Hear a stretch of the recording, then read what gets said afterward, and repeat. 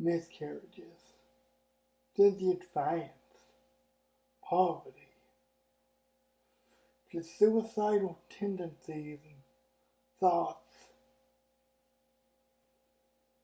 Why did these things happen? Well, I've got it's not a theory really. I've got some facts for you. And I think I've got some pretty good biblical evidence to back this up. Because if you're wondering about something, the first thing you always should go to, right to the source of creation, right to the source of all the answers, the gospel of Christ. Turn with me to Genesis 3:6. Again, that's Genesis 3:6. A little backstory, we Christians pretty much know the story by heart, but a little backstory. You got God placing Adam and Eve in the Garden of Eden. And in that garden he placed two trees. The tree of knowledge and the tree of life. And his only explicit instruction was, hey, you can eat all the wonderful things I've created for you. You can look at them, they're pleasing to the eye. I've made all these things. My one command is not to eat from the tree, not to eat from the tree of knowledge. And then, of course, they did, because you know the old expression, the more someone tells you not to do something, the more you want to do it. Which I think that was according to God's plan too, but I'll get to that a bit later. Picking up in verse 6. So when the woman saw that the tree was good for food, that it was pleasant to the eye, and a tree desirable to make one wise, she took of its fruit and ate. She also gave to her husband, and he ate. Now it didn't matter, all that mattered, a little sidebar, all that mattered was that this action happened. The one to really be aimed is humankind and human area. Well, I mean, the one to really be aimed, if you want to get technical about it, is the devil manipulating. But it was still human choice. That's the thing.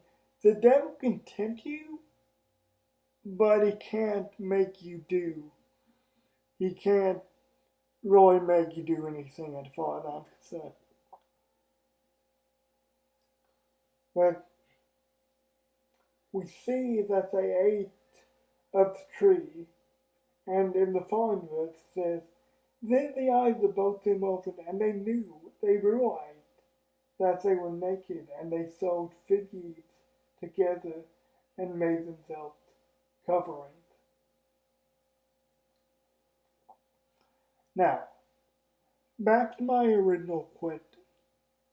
Why does all this seemingly senseless and random accident happen in the world?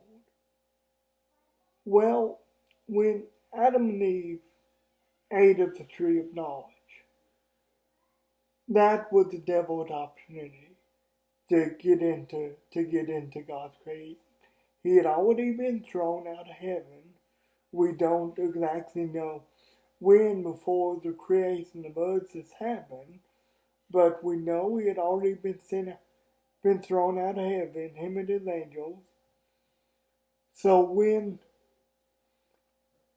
this simple action was taken, this simple act of disrespect and disregard was taken, that was the devil and his army's opportunity to seep into the world, indeed on a permanent basis. I said also, I think this was according to God's plan too. And the reason why I do that is, well, all the things that I talked about, the horrible, horrendous things. But also, some of those things, some of those things are beyond human control. But some of those things come down to choice and come down to reason. And God wanted His creation to be logical. He didn't make them sin or anything. He didn't tempt them or anything like that. But He wanted His creation to really know Him at the deepest. And even if it wasn't God's original plan, which I don't think, and a really strong argument can be made for that, because if God didn't, if this wasn't God's plan in some form or fashion, He wouldn't have put the trees in the garden anyway. He wanted to show us that, hey, man is fallible. Man makes mistakes. It happened. It's okay. What I'm going to do is I'm going to open a way to redeem you. First, I'm going to give you the Ten Commandments to really show you that no one can keep the all righteously. And then I'm going to come. In fact, after after Eve eats after Eve eats that fruit, God, a bit of a curse, but also a promise. God revealed the prophecy of Jesus, saying, hey, your offspring will be set apart. You will strike his heel, Satan, but he will ultimately crush your head. He will ultimately have the victory at the end of the day. Because all these things are horrible. What Adam and Eve did at the start of creation, at the very start of creation, what they did set off a chain reaction that is still being felt today and will be felt until Jesus comes back. Well, until Jesus had the ultimate victory anyway.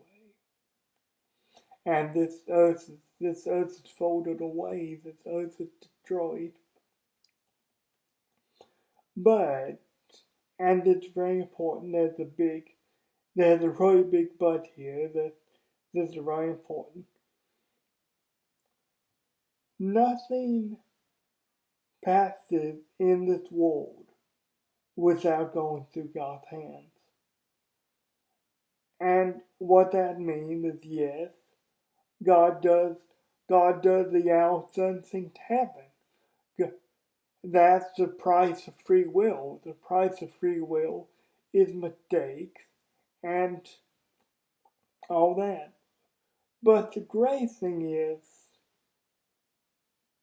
God always, nothing passes in this world in vain. There's always an opportunity for growth. There's always an opportunity for learning. Every single thing that God does, it may not seem like it in the moment, but every single thing that God does, or that God allows, that's to say, it to teach you something. There's an opportunity for growth. There's an opportunity for reflection. There's an opportunity for deeper relationship with Christ coming out of it. Guys, this is something that the devil used for harm. Well, the devil tried to use for harm, and the devil succeeds pretty good sometimes. in using that for harm. But everything that Satan used for harm can be ultimately turned for good. Because Satan is subservient to God. He knows he's not going to win in the end. So he says, okay, I'm not going to win, but I'm going to take as many as God's children, as many of God's creation with me as I can and make them as miserable as I am. But guys, in the darkest of depths, God shines bright. There's nowhere where anybody is, where anything is, that God cannot reach and God cannot pull you back from. There's nothing that He can't redeem. Guys, I love you. God bless you. I'll see you next week.